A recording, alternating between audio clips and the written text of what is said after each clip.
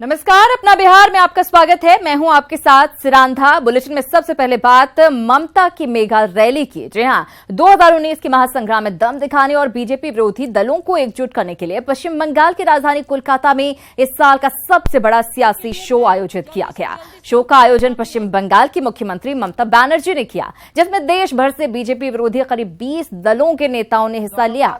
इन तस्वीरों के जरिए आप देख सकते हैं कि कोलकाता में कैसे ममता बनर्जी की मेगा रैली के जरिए विपक्षी एकजुटता का शंखनाद किया गया और कॉर्बो लॉर्बो जीतबो रे का नारा दिया गया। पश्चिम बंगाल की मुख्यमंत्री ममता बनर्जी की अगुवाई में एक मन से सभी ने बीजेपी के खिलाफ साझी लड़ाई का ऐलान किया, जिसमें बीजेपी के शत्रुघ्न सिन्हा भी शामिल रहे। आपको बता दें कि 41 सालों बाद कोलकाता में विपक्ष का इतना बड़ा जमावड़ा लगा। हालांकि इस जमावड़े को बीजेपी ने विपक्ष का डर कहा है। बहुत बहुत बधाई हो जिग्नेश, अभी हम झारखंड से आए हुए हैं परेड ग्राउंड में। और कोलकाता में ममता बनर्जी की रैली में शत्रुघ्न सिन्हा का शामिल होना और मन से अपनी पार्टी और सरकार के खिलाफ हुंकार भरना बीजेपी को रास नहीं आ रहा है। अब पार्टी शत्रुघ्न सिन्हा पर कार्रवाई के मूड में है, तो दूसरी तरफ शत्रुघ्न सिन्हा ने भी नए घर में जाने के संकेत दे दिए हैं।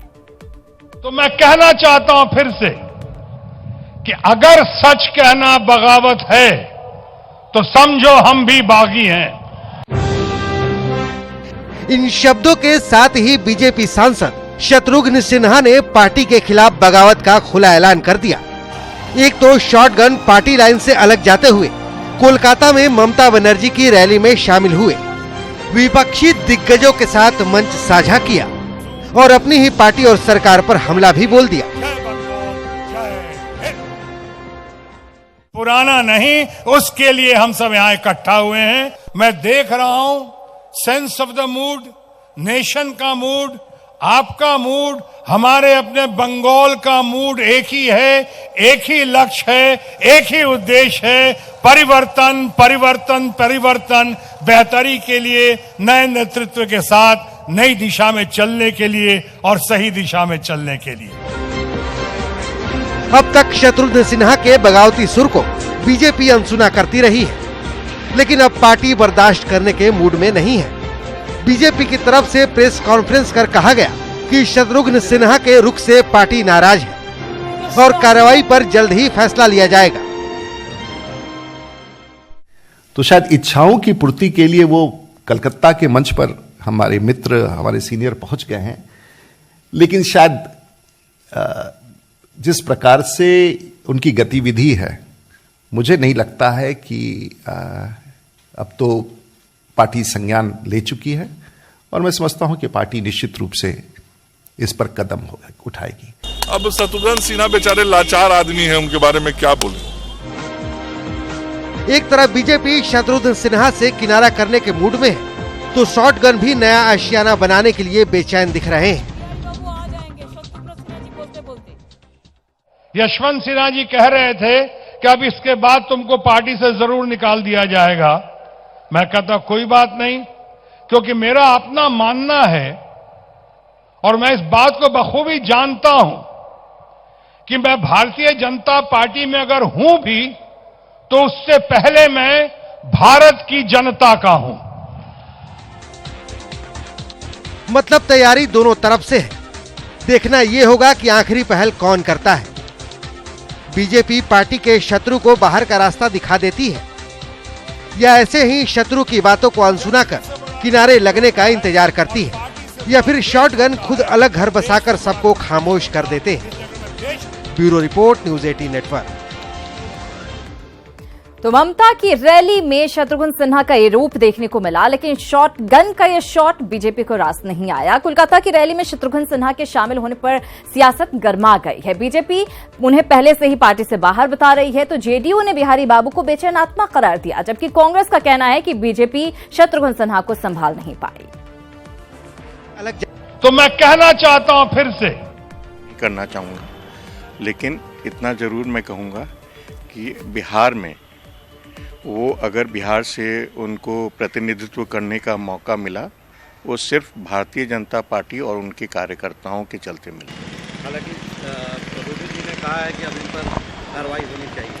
अब ये तो इनका दल का अंदरूनी मामला है, लेकिन जिसको जनता ने ही त्याग दिया हो, जिनकी स्थिति यह हो गई है उनको कैदी नंबर 3351 से अनुमति लेना पड़ता है। बिहारी बाबू थे, बिहारी स्वाभिमान के प्रतीक थे, कहाँ थे, कहाँ पहुँच गए। ये नहीं है कि आप अनुशासन की कार्रवाई की धमकी दें शत्रुघ्न सिन्हा को।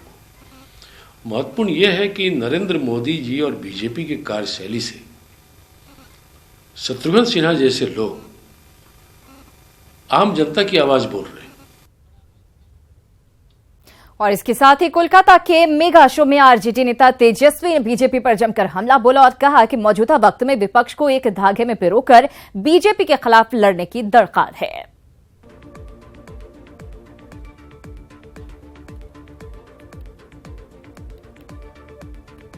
आज टुकड़े टुकड़े इन सांप्रदायिक शक्तियों ने, आरएसएस के लोगों ने करने का काम किया, मोदी जी ने करने का काम किया। आप समझो कि देश फट चुका है और देश को अभी तलवार की जरूरत नहीं, सुई की जरूरत है। और मान लो ये कपड़ा अगर फट जाए तो तलवार काम नहीं आएगा, लेकिन सुई काम आएगा, सुई काम आएगा। आज जितने दल के लोग यहाँ बैठे हैं, आज हम लोग सब लोग सुई का काम कर रहे हैं, अलग अलग रंग का धागा लगाएंगे और इसको देश को जोड़ने का काम करेंगे और एक रह करके तरक्की के रास्ते पे ले जाने का काम करेंगे।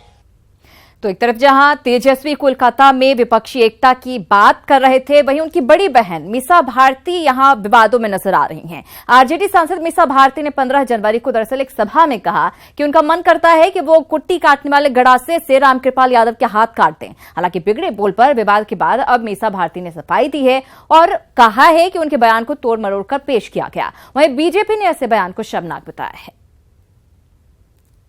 हम उनका बहुत सम्मान करते थे। सम्मान कैसे नजरों से वो गिर गए? जिस दिन की लिखित किताब लेके अपने हाथ पकड़ करके खड़े थे, मेरी अंदर से इच्छा हुई कि उस इंसान की उसी कुट्टी काटने वाले गड़ासी से उसका हाथ काट दे। राजनीति के गिरते अस्त्र और शब्दों की मर्यादा को तार तार करते ये बोल लालू की लाडली के हैं। जी हाँ, आरजेडी सांसद मीसा भारती का मन करता है कि वो बीजेपी सांसद रामकृपाल यादव का हाथ काट दे। और ऐसा उन्होंने कोई छुपा छपा के नहीं कहा, खुलेआम भरी सभा में माइक से कहा। विश्वास नहीं होता तो एक बार फिर सुन लीजिए। हम उनका बहुत सम्मान करते थे। सम्मान कैसे नजरों से वो गिर गए? जिस दिन की लिखित किताब लेके अपने हाथ पकड़ करके खड़े थे, मेरी अंदर से इच्छा हुई कि उस इंसान की उसी कुट्टी काटने वाले गड़ासी से उसका हाथ काट दे। 15 जनवरी को पटना से सटे विक्रम में एक कार्यक्रम के दौरान मीसा भारती ने कहा कि वो रामकृपाल यादव का बहुत सम्मान करती थी, लेकिन जिस दिन से वे सुशील मोदी की किताब हाथ में लेकर खड़े हुए थे, उस दिन वो उनकी नजरों से गिर गए और उनका मन हुआ कि जिस गड़ासे से वो कभी कुट्टी काटा करते थे, उसी गड़ासे से उनका हाथ काट दूं। अब आरजेडी की तरफ से आई सफाई भी सुन लीजिए। उन्होंने ये नहीं कहा, उन्होंने सिर्फ इतना कहा, इसको प्रतीक में देखिए। उन्होंने कहा कि जब वो भाजपा में गए, वो तो राजद के बहुत मजबूत हाथ थे, लालू जी के सबसे करीबी लोगों में से थे। उनके जाने से जो पीड़ा हुई, उसको गड़ासे हंसे के उपमा में देखिए, उसको लिटरली देखिएगा तो नुकसान होगा। वाह मनोज झा जी वाह। रामविलास पासवान ने बिना नाम लिए अनपढ़ मुख्यमंत्री कह दिया तो आप लोगों ने तूफान खड़ा कर दिया, लेकिन जब साहेब की साहेबजादी खुलेआम हाथ काटने की बात कह रही हैं, तो आप उपमा और प्रतीक बताकर बचाव करने में लगे हैं। काश कि उस बयान की तरह इस पर भी आपको थोड़ी शर्म आती, तो लोक लाज से चलने वाले लोकतंत्र की लाज बच जाती। और मीसा जी, धनुष से निकला तीर और जुबान से निकली बात सफाई देने से वापस नहीं आती। न्यूज 18 के लिए पटना से आदित्य के साथ ब्यूरो रिपोर्ट। तो आरजेडी की तरफ से अब डैमेज कंट्रोल की कोशिश की जा रही है। बहरहाल अब बात कर लेते हैं जेडीयू की होने वाली बैठक की। अब चूंकि चुनाव बहुत करीब हैं, तो बैठकों का दौर चल रहा है और कल यानी रविवार को जेडीयू के राष्ट्रीय पदाधिकारियों की अहम बैठक होने जा रही है। बैठक में जेडीयू कई अहम मसलों पर चर्चा करेगा। जेडीयू की इस बैठक में सहयोगी और विपक्ष दोनों पैनी नजर गड़ाए बैठे हैं।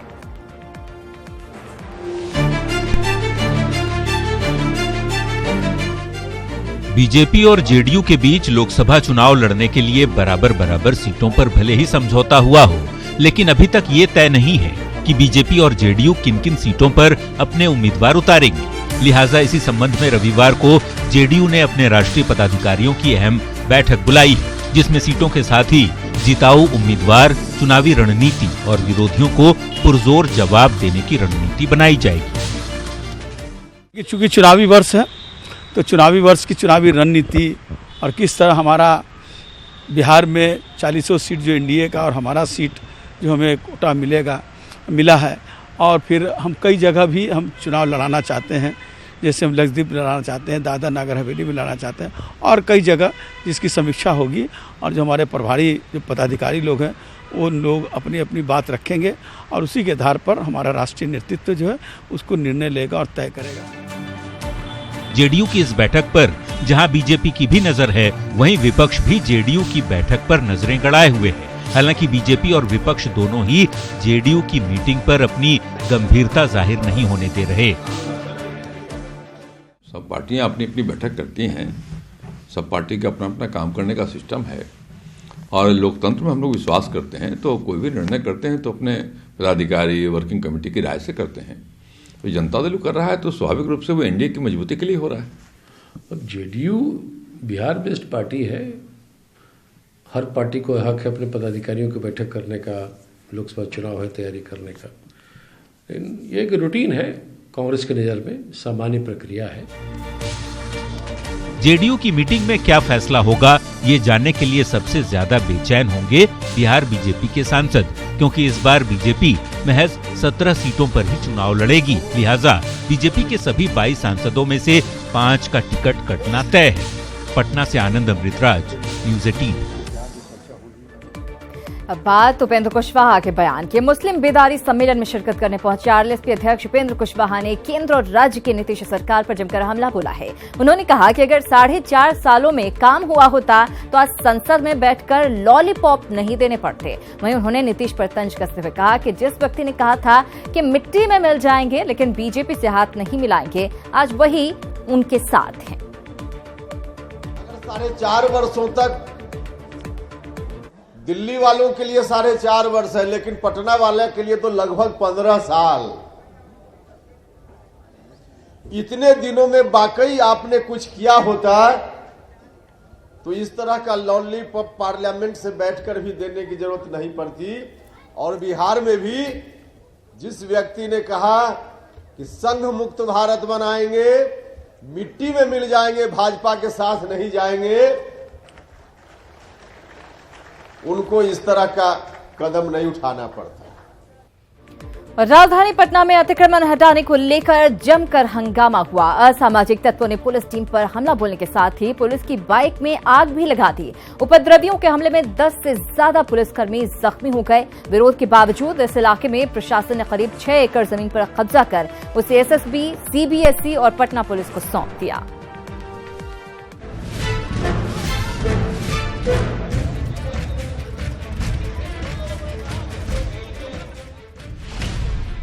राजधानी में अतिक्रमण पर बवाल।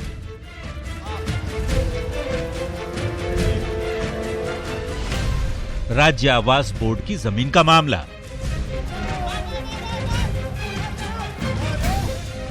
पत्थरबाजी में कई सुरक्षाकर्मी घायल। करीब 1 साल बाद फिर से राजधानी का राजीव नगर इलाका सुलगता दिखा। भीड़ हिंसक हो गई और देखते ही देखते लोगों ने पुलिस पर हमला बोल दिया। दरअसल ये पूरा मामला बिहार राज्य आवास बोर्ड की 6 एकड़ जमीन से जुड़ा है, जिसका स्वामित्व सशस्त्र सीमा बल यानी एसएसबी, सीबीएसई और बिहार पुलिस को सौंपा गया। 2.5 एकड़ जमीन पर एसएसबी का कार्यालय, 2.5 एकड़ जमीन पर सीबीएसई का जोनल दफ्तर, जबकि 1 एकड़ में राजीव नगर थाना और पुलिसकर्मियों का आवास बनना है।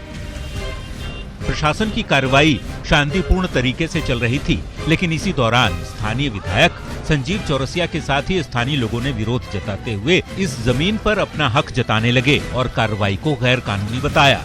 इस दौरान वहां रण क्षेत्र की स्थिति बनी रही। हमको पहले पेमेंट हो जाए, इसलिए किसान बहुत आम पब्लिक से विद्या, हम लोग कटाव से आए हैं, गंगा नदी उस पर घर था, वहाँ सब लोग आए। मतलब आप चाहते हैं कि मुआवजे की राशि? हाँ, पहले देख के घेरिए, इतना फोर्स किसी को नहीं मिला। एक मिनट, एक किसी को नहीं, एक रुपया किसी को नहीं सर मिला। हम लोग यही प्रयास कर रहे थे कि भाई जो भी हो वो बहुत समन्वय भाव से हो, क्योंकि सरकार, किसान और सबको हित में, विकास में कहीं ये लोग पीछे नहीं है, विकास में सब लोग पक्ष में रख रहे हैं। तो अब साथ में देख के करते हैं कि आगे इन परिस्थितियों को समन्वय भाव से हो। मेरा ये कहना है कि संयमित बना के रखने का है। सरकार की पहल सकारात्मक होनी चाहिए और निश्चित तौर पर किसान और जनता के साथ मैं खड़ा हूं। प्रशासनिक कार्रवाई से गुस्साए लोगों ने पत्थरबाजी की, सड़क जाम कर दिया और पुलिस टीम पर पथराव के साथ ही पुलिस की बाइक में आग भी लगा दी। हिंसक प्रदर्शन में 10 से ज्यादा पुलिसकर्मी जख्मी हो गए। प्रशासन की माने तो कुछ लोगों ने ये अफवाह फैला दी कि 6 एकड़ जमीन के अलावे प्रशासन इलाके की और भी जमीन पर कब्जा करेगा, जिसके बाद लोग भड़क गए। हालांकि प्रशासन की ओर से लगातार शांति बहाल रखने की अपील की जाती रही। हालात आपने सुना भी क्या, जो लोकल लोग थे कई टुकड़ी में बट करके जो पुलिस का डिप्यूट था, सो हमला उन्होंने बोल दिया और पथराव काफ़ी किया। हमारा जो बल था वो पूरा धैर्य के साथ नियंत्रित किया। हमारे जवान कुछ घायल हुए। कितने पुलिसकर्मी घायल हुए? लगभग 1 दर्जन जवान घायल हो गया और 2-3 जो गाड़ियाँ थी, बाइक, उसे जला भी दिया गया।